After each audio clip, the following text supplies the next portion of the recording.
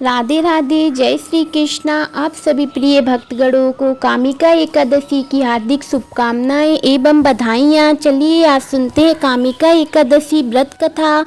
कांति पुत्र धर्मराज युधिष्ठिर बोले, हे भगवान, आप मुझे कृपा करके श्रवण कृष्ण एकादशी का नाम क्या है, इसकी क्या विधि है, इसमें कौन से देवता की पूजा करी जाती है तथा इसका व्रत करने से मनुष्य को क्या फल मिलता है, तो यह मुझे बतलाइए। भगवान श्री कृष्ण ने कहा, हे युधिष्ठिर, इस एकादशी का वर्णन एक समय ब्रह्मा जी ने नारद जी के पूछने पर उन्हें सुनाया था, वही मैं तुमसे कहता हूँ। तो ब्रह्मा जी ने कहा, हे नारद, श्रावण मास की कृष्ण पक्ष एकादशी का नाम कामिका एकादशी है।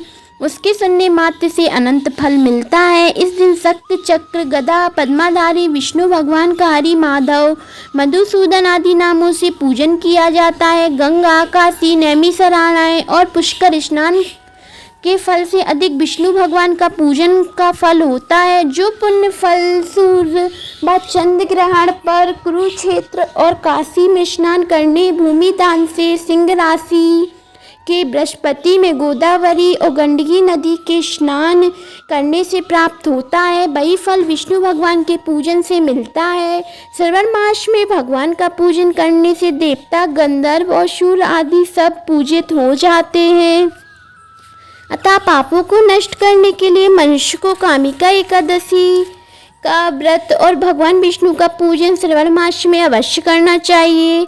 जो भक्त कामिका एकादशी के व्रत के विश्वास करते हैं, इसके साथ विष्णु भगवान का पूजन भी करते हैं, तो व्रत की प्रभाव से उनके सब देवों, किन्नरों, नागों, पितरों का पूजन हो जाता है। इसलिए मनुष्य को पापों से मुक्ति पाने के लिए यह व्रत नियमानुसार व विधि पूर्वक करना चाहिए। भगवान ने स्वयं बतलाया है, अध्यात्म विद्या से जो पुण्य मनुष्यों को प्राप्त होता है, उससे अधिक पुण्य तो कामिका एकादशी के व्रत से मिल जाता है। यह व्रत मनुष्य को मरते समय तक नरक में जाने से बचाता है। इसके पुण्य प्रभाव से योनि भी नहीं मिलती। जो व्रती इस एकादशी का व्रत करते हुए भक्ति पूर्वक तुलसी दल विष्णु भगवान को अर्पण करते हैं, वे पापों से दूर रहते हैं। श्री विष्णु भगवान रत्न, मोती, मणि तथा आभूषण आदि से प्रसन्न नहीं होते इतने जितने तुलसी दल से होते हैं। तुलसी दल पूजन का फल 4 बार चांदी और 1 बार स्वर्ण के दान के बराबर माना गया है। ब्रह्मा जी बोले, हे नारद, मैं स्वयं भगवान की अति प्रिय तुलसी को सदैव नमस्कार करता हूँ। तुलसी को सींचने से ही मनुष्य की सब यातनाएं नष्ट हो जाती हैं।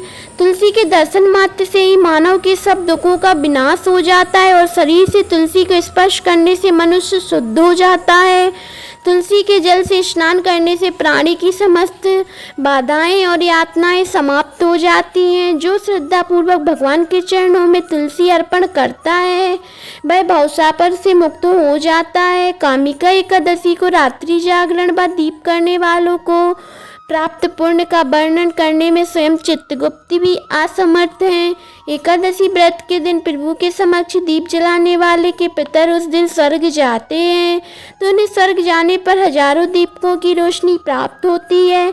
ब्रह्मा जी कहते हैं, हे नारद, ब्रह्म हत्या और भ्रूष हत्या आदि पापों से नष्ट करने वाली इस कामिका एकादशी का व्रत मनुष्य को यत्न के साथ करना चाहिए। कामिका एकादशी व्रत के महत्व को श्रद्धा से पढ़ने या सुनने वाला मनुष्य के सभी पापों से छूटकर विष्णु लोक को जाता है। जय श्री हरि विष्णु।